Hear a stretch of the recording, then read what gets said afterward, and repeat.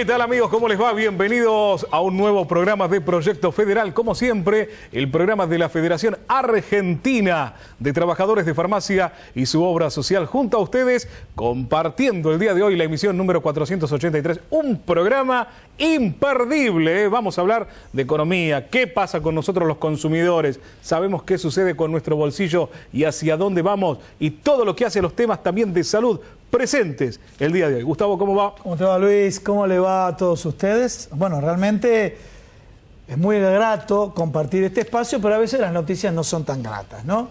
Y por eso, dentro de lo que acontece en el día a día, abordamos los temas que planteó Luis. Obviamente, la movilización de la semana pasada marcó de alguna manera cuáles son las prioridades de la gente. El empleo es una prioridad fundamental. Y el otro tema, la inflación. Vamos a ver qué opinan referentes, como por ejemplo Héctor Polino, de Consumidores Libres, economistas, como va a estar invitado en el programa del día de hoy, como Mariano Kestelboim, qué es lo que está pasando con esta situación y realmente, porque a veces los medios de comunicación están muy concentrados y focalizados en temas de corrupción que sí hay que abordarlos, pero de pronto que esto no sea una máscara, una maniobra disuasiva para olvidarse que la gente quiere laburo, la gente quiere trabajar, los médicos quieren cobrar, y ahí me refiero a las obras sociales, me refiero al PAMI, al hospital público, que hay paros en los hospitales públicos, que vienen de arrastre, no solamente de ahora, pero que ahora se agravaron.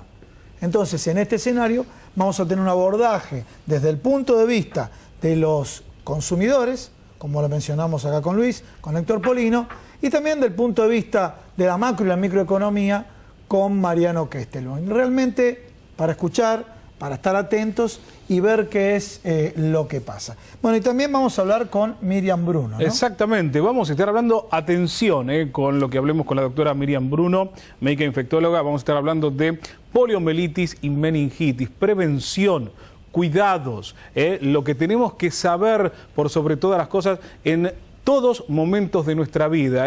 Vamos a estar preguntándole aquellas cosas que realmente nos generan inquietudes, pero que en la prevención son fundamentales para poder, ¿por qué no salvar una vida? Todo esto lo vamos a hablar en un ratito junto a ella. Bueno, muy bien, le decimos las vías de comunicación. Nuestro celular, si quieren llamar, 1161372247, y si no, nuestra vía de WhatsApp, le estamos dando alternativamente ambas, pero los WhatsApp es para el 116-136-7550, lo están viendo ahí en pantalla. Les repito nuevamente, el WhatsApp es gratuito, 116-136-7550. Pero hablando de WhatsApp, ¿sabes qué pasó con el tema de WhatsApp? Contame. En Brasil, 200 millones de personas sin WhatsApp. Por 3 días. Por 3 días. Por un tema, obviamente, se negó WhatsApp a darle información vinculado a estos casos de corrupción y están sin WhatsApp. Bueno, pero acá en Argentina estamos con WhatsApp, tenemos comunicación gratuita, nos pueden mandar su mensaje, su opinión.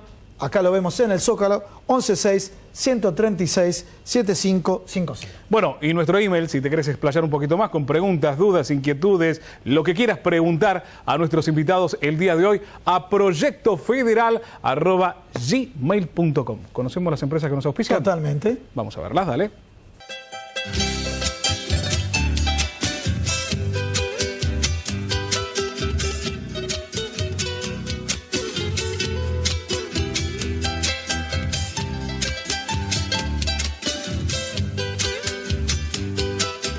Federación Argentina de Trabajadores de Farmacia. Más de 60 años en defensa de los derechos del trabajador del sector. Comprometidos con la formación de nuevos líderes sindicales. 011-4943-4005. Obra social del personal de farmacia. El mejor remedio para su salud. Trabaja en defensa del sistema solidario de salud. 0800-333-9820. Turismo Social de FATFA. Piensa en el descanso de todos los trabajadores de farmacia, ofreciendo un amplio circuito hotelero en todo el país. 011-4941-9910.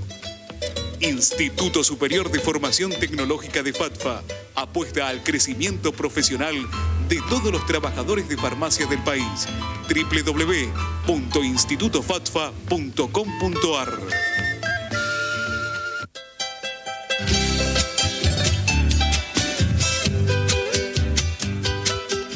Y comenzamos el programa con Héctor Polino, director de Consumidores Libres.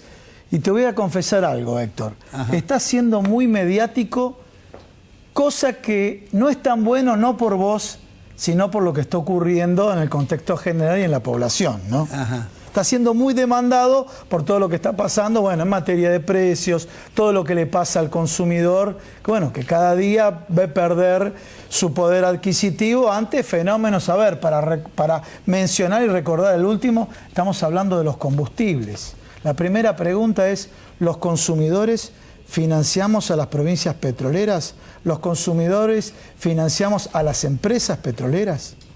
Y efectivamente termina siendo así, porque vos fijate que cuando en el mundo bajan el precio de los combustibles a menos de la mitad, como consecuencia de la caída del precio del barril del petróleo, que llegó a estar 130, 120, 110 dólares, y ha bajado ahora a 40, 35, 30, 28 dólares el barril, en la República Argentina no solo que no baja el precio de los combustibles, sino que en lo que va del año han subido 4 veces, en 4 oportunidades, más del 31% de aumento. En un país como el nuestro, que tiene la superficie territorial casi de un continente, 3 millones de kilómetros cuadrados, donde el 90% del transporte de carga se realiza a través del camión, se calcula que en una canasta de alimentos la logística incide promedio en un 35% en el precio de esos artículos. Entonces, estos aumentos en el precio de los combustibles se va a trasladar, sin duda, al precio de los artículos de la canasta básica de alimentos. Y lo que es peor aún, por razones especulativas, como aumenta todo y estamos en un proceso inflacionario, no siempre se traslada en la misma proporción, sino muchas veces en una proporción aún mayor. De modo tal que esto es alucinante. ¿Por qué te hemos recuperado YPF para el Estado? Que participa en el 50% del mercado de los combustibles en la Argentina. Para que haga de regulador, me imagino. En lugar de ser una empresa reguladora y una empresa testigo a la cual tendrían que reflejarse los precios de las petroleras extranjeras, resulta que es YPF la que inicia el proceso. Héctor, ahora, a mí lo que me preocupa, o creo que a la población en general le preocupa, es más allá de los efectos inflacionarios mensuales, ¿no? Con un abril que realmente es histórico la inflación que hay en este abril. ¿Qué va a pasar a futuro? Porque, bueno, a ver, desde el Poder Ejecutivo dicen la inflación va a comenzar a estancarse y a descender a partir de mitad de año. Pero como vienen las cosas y con la proyección que hay, ¿es viable que esto pase? Pero además, si la inflación baja de porcentaje, no es que va a desaparecer, va a ser porque va a aumentar la recesión. Porque los trabajadores que están en relación de dependencia, los jubilados, sobre todo los que perciben el haber mínimo, que es la inmensa mayoría de la clase pasiva, están perdiendo poder de compra. La clase media baja, está perdiendo poder de compra. Entonces, lo que está aumentando es la recesión. Puede bajar algo la inflación, pero va a aumentar la recesión. Con lo cual estamos en el peor momento, que es la estanflación, es la combinación simultánea de inflación con recesión, con pérdida de puestos de trabajo. Pero Macri dijo que que se generaron 60.000 puestos de trabajo estos últimos meses. Pero ¿cuánto? Primero hay que ver si esa cifra es cierta. Si me permitís, Héctor, en cuanto a la veracidad, no dijeron la fuente, porque nosotros sabemos que hay movilidad laboral. Hay que ver si ese registro de una movilidad laboral, o sea, cualitativo y no cuantitativo, que se fueron del trabajo a B o eventualmente del trabajo informal al formal, ¿no?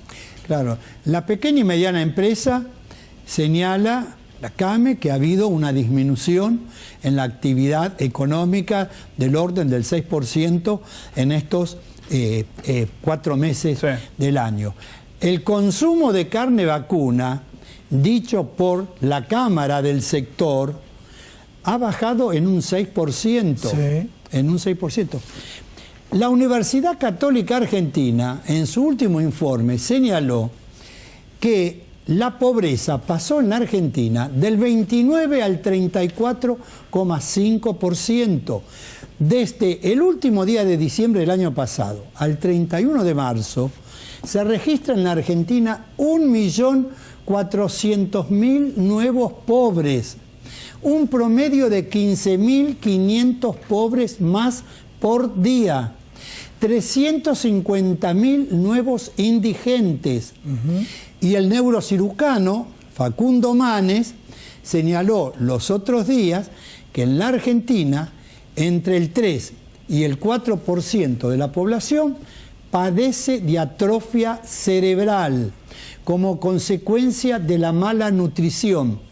Es decir, que en un país que produce y exporta alimentos para más de 400 millones de personas, en la República Argentina hay 1.200.000 personas, sobre todo niños, que tienen atrofia cerebral como consecuencia de la desnutrición.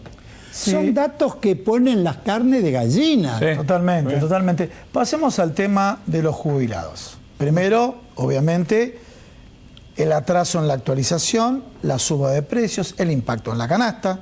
Ya el 85-90% de su canasta es medicamentos y alimentos, no hay otra, y alimentos no con tantos lujos. Agreguémosle el tema de los medicamentos, donde de alguna manera buscan, yo te lo digo entrevistando a médicos y a farmacéuticos y demás, buscan disfrazar una cuestión económica con una cuestión de medicina basada en la evidencia, que son los famosos 160 medicamentos que retiraron del Vademecum. Pero lo retiraron al 100%, pero no lo retiraron al 50%, significa que tiene que pagar de bolsillo el 50%, y no lo retiraron al 70%. O sea, tiene efectividad terapéutica si el jubilado paga la mitad y no tiene efectividad terapéutica si el jubilado pagaba 0 como pagaba antes. Pero además de eso, que es cierto, es real, está esta otra maniobra que hacen los grandes laboratorios. Presentan el mismo artículo, con la misma presentación, pero con menor cantidad de contenido. Y yo hice el cálculo, por ejemplo, en la aspirineta, que la caja que venía de 98 comprimidos valía, creo que 98 pesos, 78 pesos, la reducen a 33 comprimidos, baja por supuesto de precios. La caja, pero no la no pero por unidad. Después hice el cálculo por unidad. Sí. Hubo un aumento encubierto del 144%. ¿Y hacia dónde estamos caminando con todo esto, con todos estos datos y con esta realidad? Vamos ¿A dónde estamos encaminados a un empeoramiento de las condiciones de vida de amplios sectores de la sociedad argentina.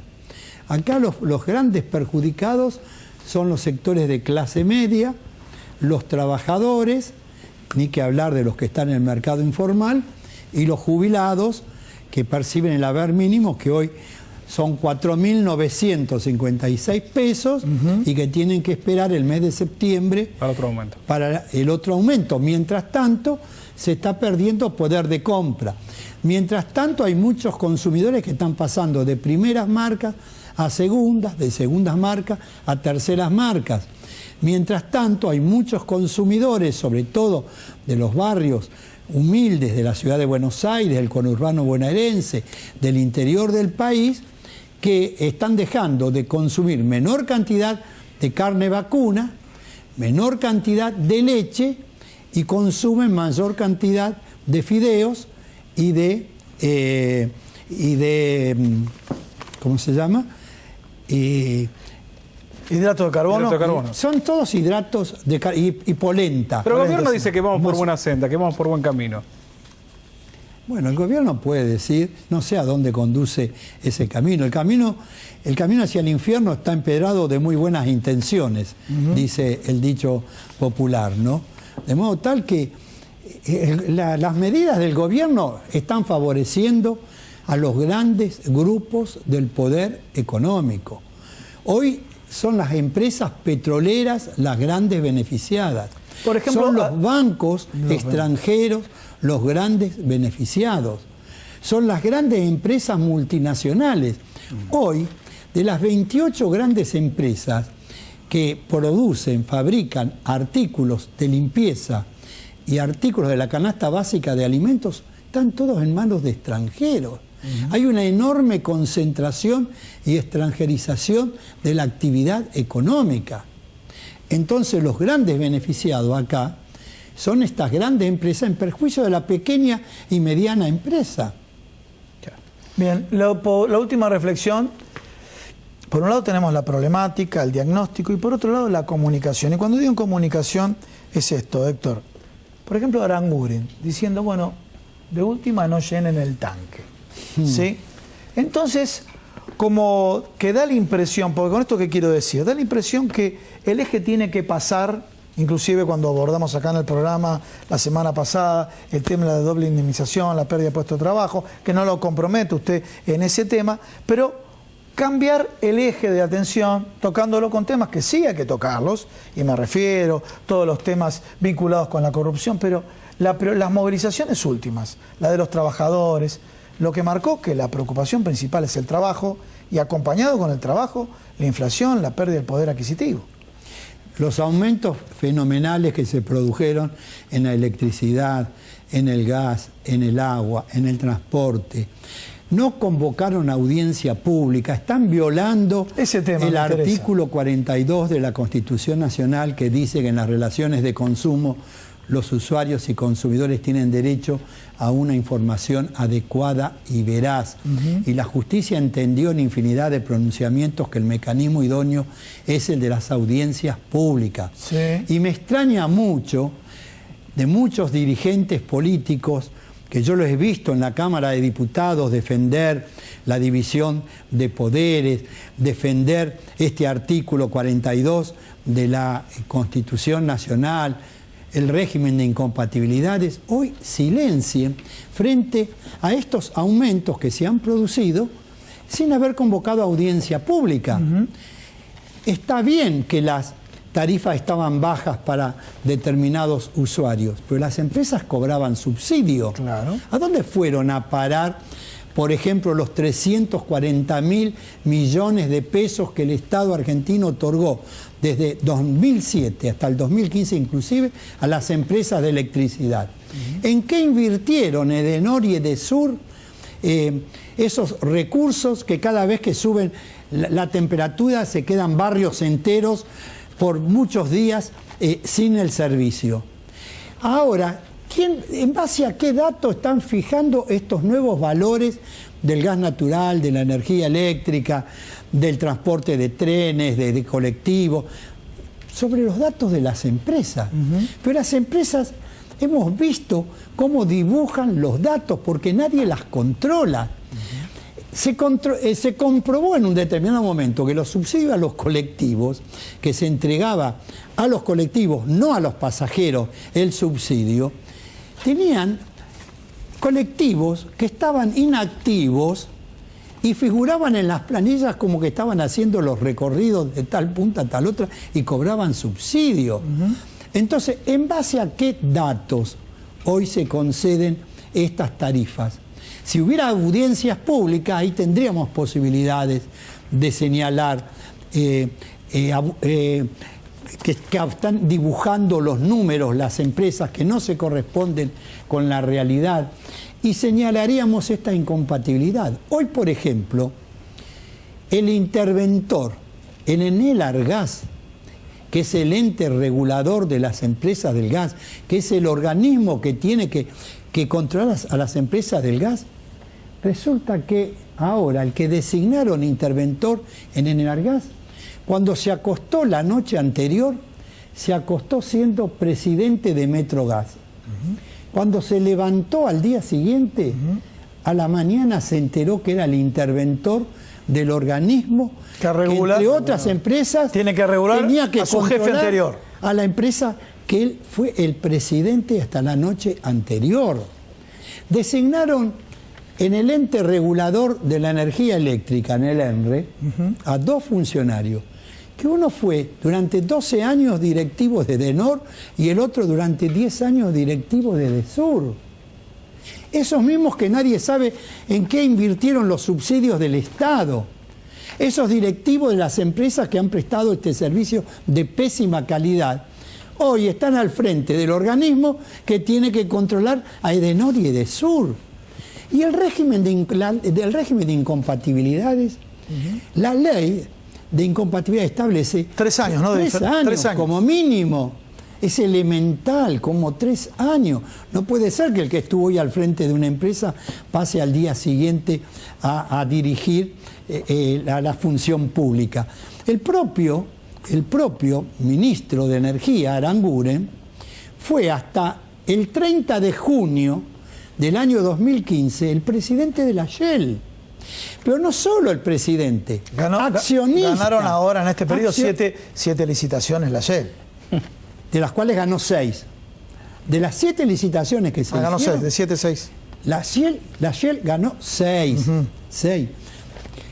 Pero si hasta 6 meses antes había sido el presidente de Shell, ¿cómo puede ser a los 6 meses ministro de Energía de la Nación?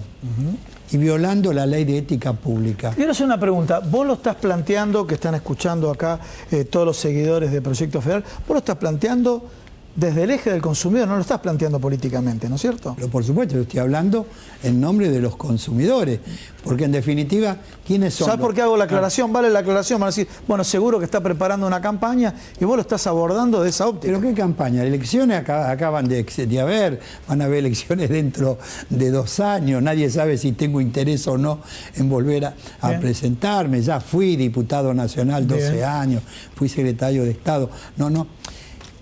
Pero son cuestiones que están afectando a la gente, a todos los consumidores de todo el país. Consumidores somos todos, independientemente de nuestros niveles de ingreso. Claro que esta política perjudica más a unos que a otros, pero realmente estamos en una situación muy complicada. Cuando el presidente dice en el segundo semestre va a bajar la inflación, a mí me hace acordar. ¿Se acuerdan del ingeniero Alzogaray cuando decía hay que pasar el invierno? ¿Cómo? Y pasaron los inviernos y cada vez estábamos peor. Bueno, lo mismo está sucediendo, va a suceder lamentablemente ahora, porque pensar en el milagro de las inversiones extranjeras, ese es un eufemismo. Antes que pensar en los capitales extranjeros que van a venir a la Argentina en áreas de riesgo y demás, en la actividad productiva, tratemos de crear un clima propicio para que los capitales argentinos que se fueron al exterior regresen. 340.000 millones de dólares en el exterior. Pensemos que los argentinos... Estamos hablando, estamos para decodificar y recodificar. Estamos hablando de dólares en el exterior, cuentas offshore. Cuentas offshore, estamos hablando de algunos paraísos, ¿no es cierto? En algunos paraísos fiscales donde los propios funcionarios públicos del presidente de la República tienen cuenta en paraísos fiscales. Ahora nos dicen, pero esa cuenta no se ha movido. Ahora, ¿alguien seriamente puede decir que va a abrir una cuenta bancaria en la Argentina o en un país, mucho más en un país extranjero, para no moverla? ¿Alguien se va a molestar a hacer todo un trámite, a gastar dinero para luego no mover esa cuenta? La intencionalidad, y aunque no la hayan movido, la intencionalidad cuando se abrió la cuenta y se asumió como presidente o como directivo de esa cuenta, era con el propósito de evadir impuestos en el Estado argentino. Esa fue la intencionalidad. Independientemente después si se movió o no se movió, si se movió mucho o se movió poco. Gracias, Héctor. Héctor, realmente clarísimo. Bueno, muchísimas gracias. Muy amable. Decía muy bien. Estamos contentos que esté en el programa, pero lamento que sea tan demandado en los medios de comunicación por lo que está pasando. Gracias por la información, gracias por asesorarnos. Muchas gracias. Vamos a la pausa. Un pequeño corte. Sí. Dale.